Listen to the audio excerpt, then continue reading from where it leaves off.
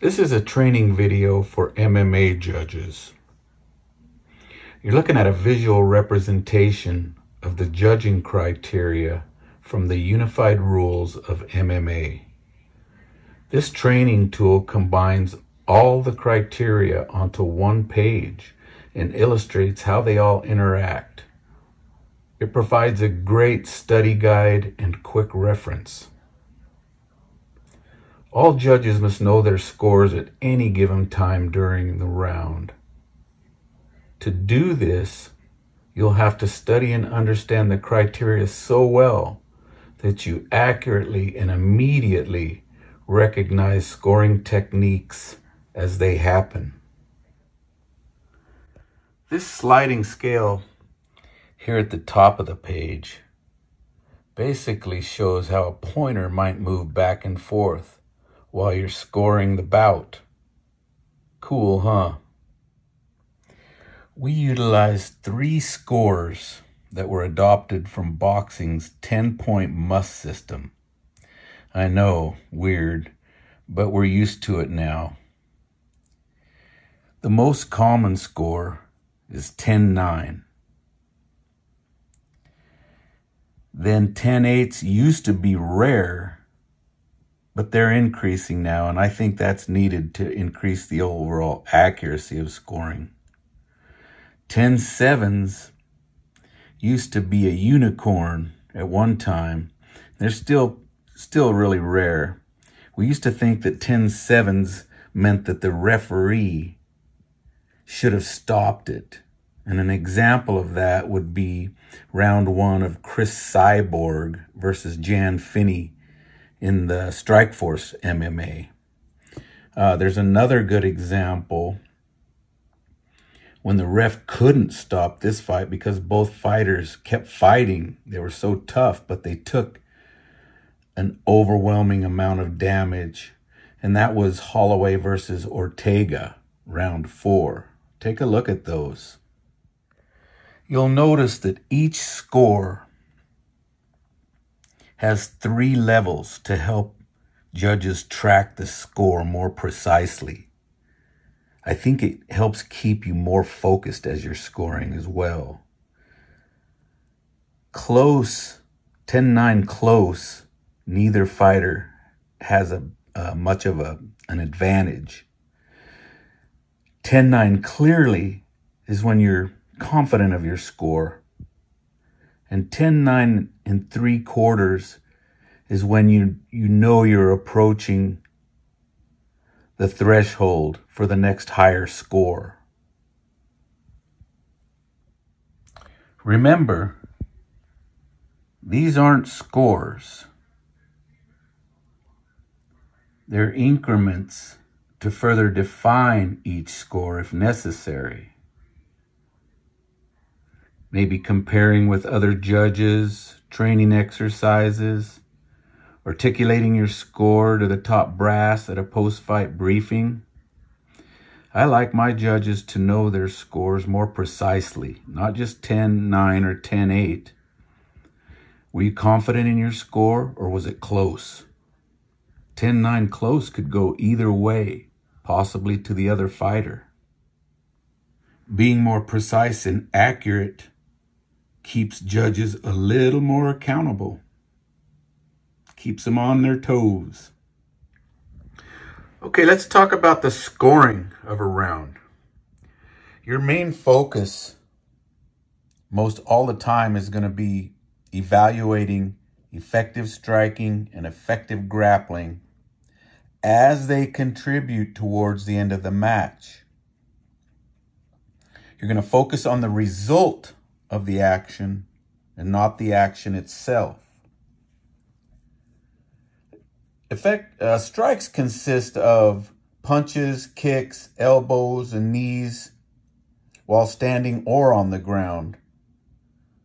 Grappling consists of takedowns, throws, positional strategy, sweeps, submission attempts, etc.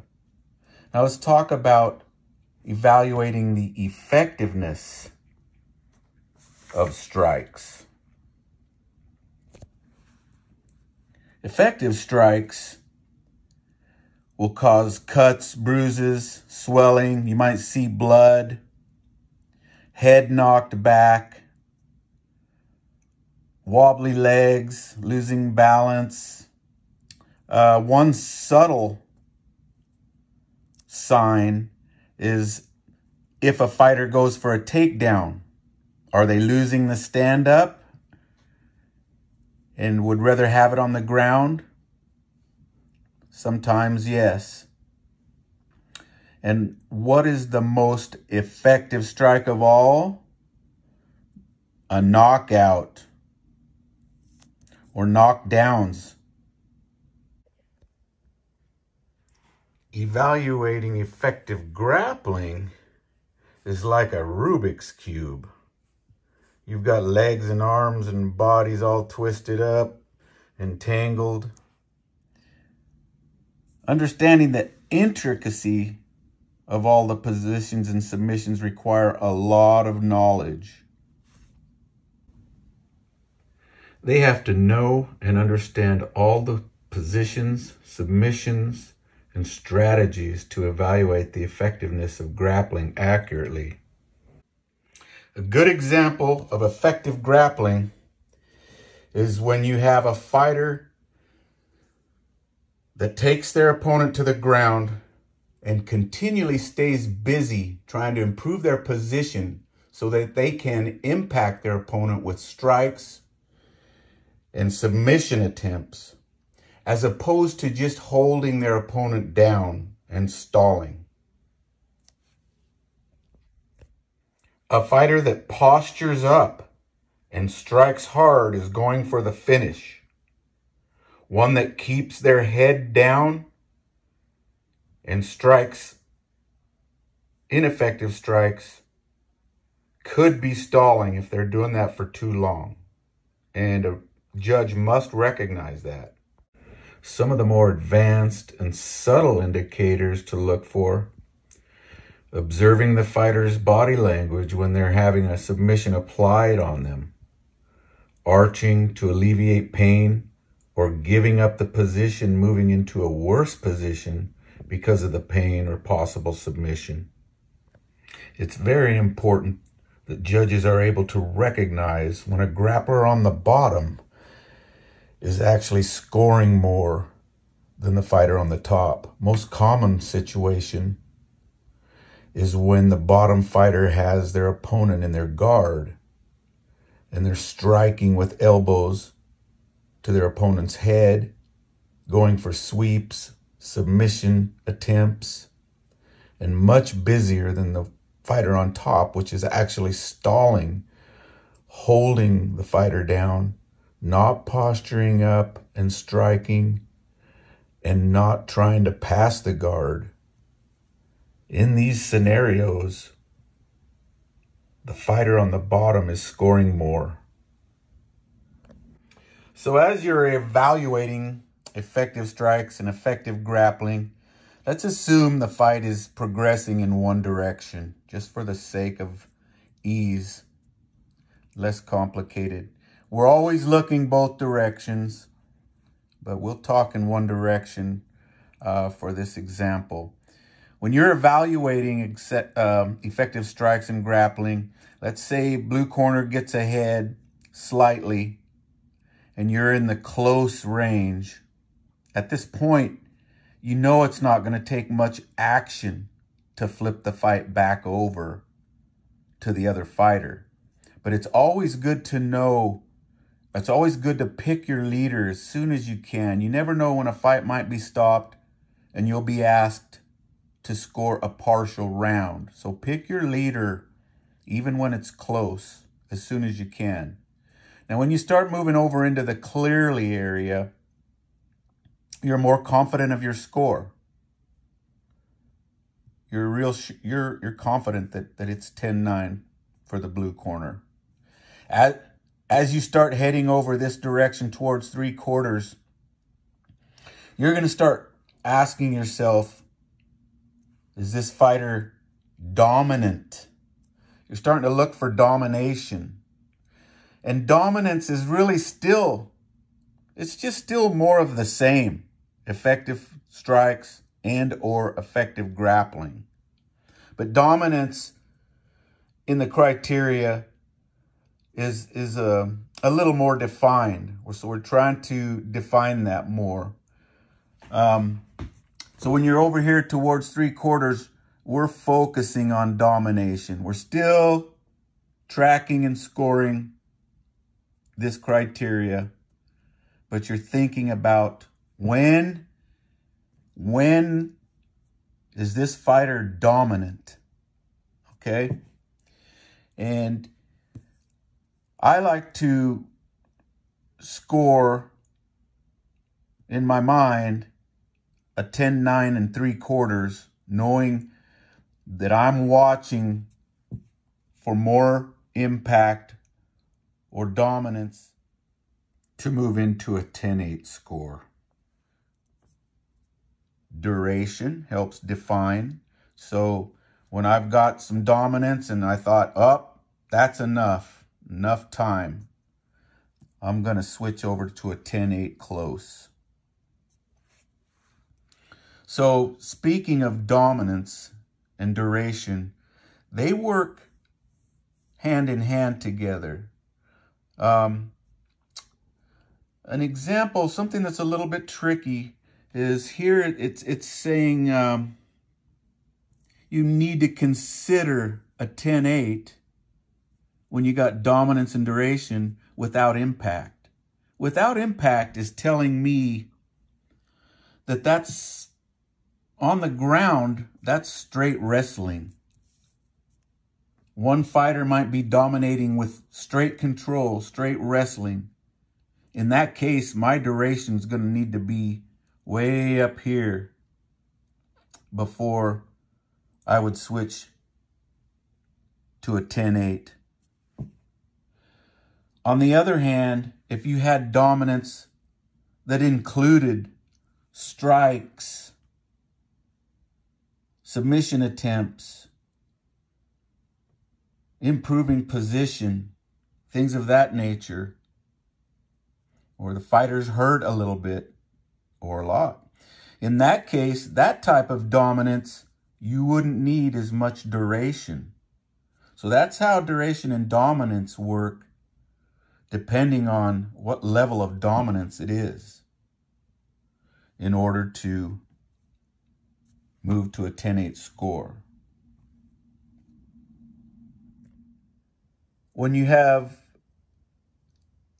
a fighter with significant impact without dominance, so a fighter doesn't have to be dominating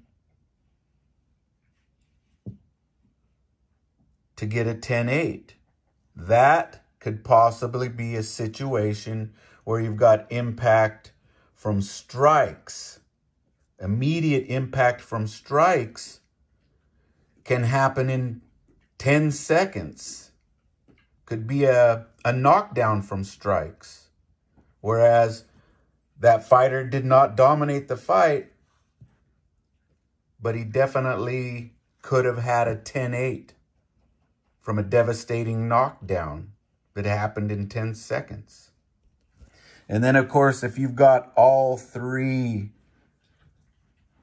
elements, impact with dominance and duration, you must score a 10-8 in that situation. How long is one fighter imposing their will on the other, keeping them on defense? If the fight's going back and forth, obviously there's less justification for dominance. Now, moving down here to the last priority criterias, you can use effective aggressiveness if neither fighter shows much of an advantage. And then cage control if neither fighter shows much of an advantage in all of the other criteria, including effective aggressiveness. This is a chart I designed for plotting my MMA judging scores onto. Let me emphasize that I do not fill it out while watching the round. I currently have a two-step process until I get it automated for live event use. Step one is creating an audio file by talking into my iPhone recorder. This allows me to keep my eyes in focus on the round.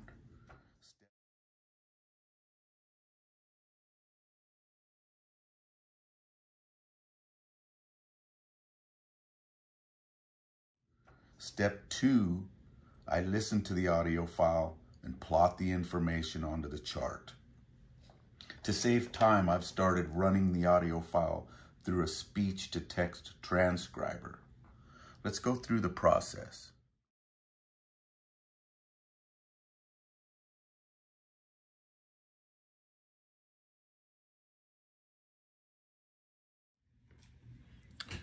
Okay, this is the output from the speech-to-text transcriber that converts my audio file to text.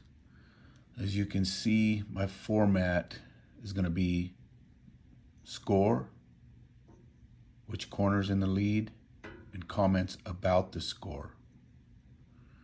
So at 30 seconds in, I said 10-9 close, red, because of head strikes. And as all of my comments are time-stamped so that I can plot them onto the score tracker. So you can see my format. I declare the score, which corner's ahead, and why. On and on and on. You can also just say a comment, backup.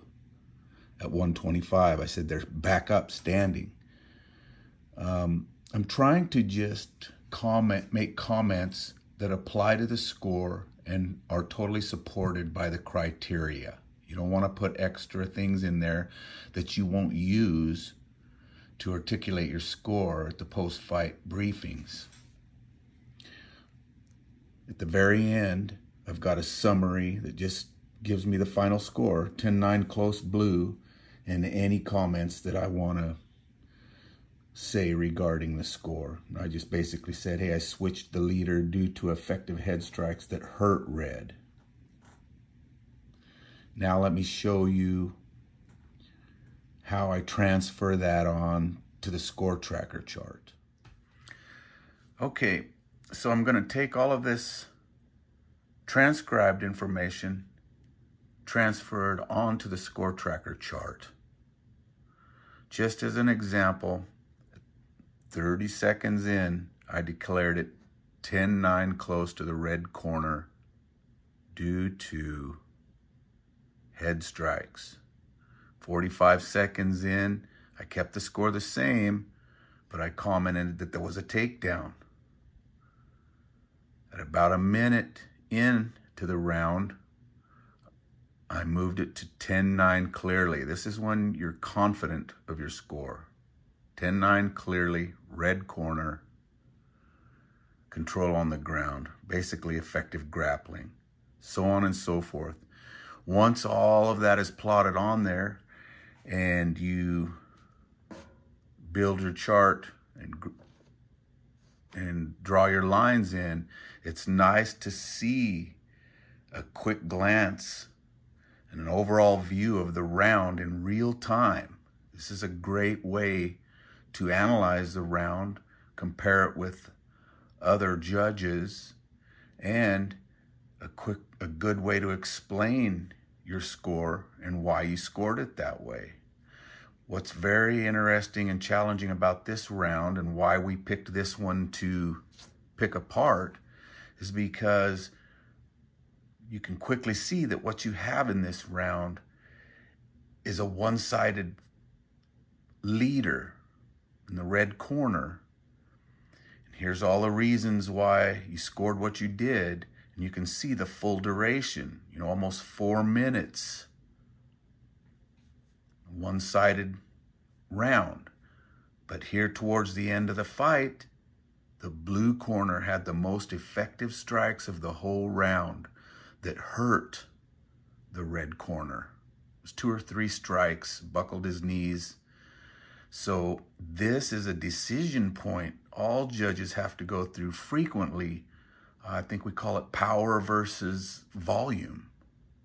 This guy may have had more strikes, but this one had the more effective, and you have to decide right here, was that enough to switch the leader, or are you going to stick with the lead here? And you can see I went from clearly leading over here to a close round for the blue. So that tells me that when I go close, that means that if another judge still maintained the winner over here, that shouldn't be any kind of controversy because it's close, in my opinion. This is all based on me being accurate, assessing that round and putting the correct value on the criteria. This is really useful for training and also to articulate your score at the post-fight briefings. Right now I'm doing it in this 2-step process, but I'm trying to get it automated to where I could actually use it at a live event and have these charts for every round that I score. This is an example of a fight I plotted, and it shows how I scored it in real time. As you can see, only 30 seconds in, I picked my leader all the way into the clearly, 10-9 clearly. No doubt about it. Sometimes when I first pick my leader, it'll be in the close range because I'll know, you know, he's ahead by a few strikes or whatever the situation is. But in this case, you can see at 30 seconds, there was a knockdown from strikes. So I put him into the clearly section immediately. As this fight went on, he got another knockdown, and I didn't keep moving over towards 10-8 just yet because it didn't seem like the fighter was hurt when he was knocked down. It was kind of weird, you know, he'd lose his balance or he just went down really easy. And then he didn't look like he was hurt all that much. So he got another knockdown here. And these comments correspond to the timing over here. And as time went on, he got yet another takedown, or excuse me, knockdown. Blue corner had effective strikes going on. I actually meant this to be in the 3/4 in the middle here. But at this time, you know, almost 2.5 minutes left, I moved over into the 3/4 section. And 10-9 3/4 to me means I'm really watching close and getting ready to pull the trigger and move over into a 10-8 score. So there were more effective strikes, and that had been enough for me. He'd kind of been dominating the fight for quite enough time for me, so I moved into a 10-8 close. And he got another knockdown from strikes, so I'm like, okay, he's definitely a 10-8. No doubt about it. But you can see my comments, you know, he falls easily, not hurt as much as you might think. Still has energy. So there was something weird about that guy in the red corner going down so easy. And my final comment here was, you know, if he had shown signs of, you know, being hurt, I would have went into a 10-7 because there was just a ridiculous amount of knockdowns. Something interesting to note in this score is when I decided to go to a 10-8. I always like to know, it's always interesting to know exactly when a judge goes to 10-8 as opposed to just going, oh, it was a 10-8. I like to know when they went over to it.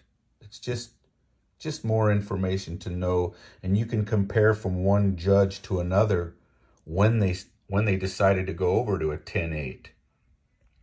It's good training. So that's just an analysis of a round I scored. In summary, this document is useful for training purposes and a quick reference for seeing how all of the criteria interact together to help a judge score a round. You'll want to read the textual version, of course, of the criteria, as it has statements in it that clarify some of the criteria even further. I hope this video is helpful for new judges and experienced judges. Thanks for watching.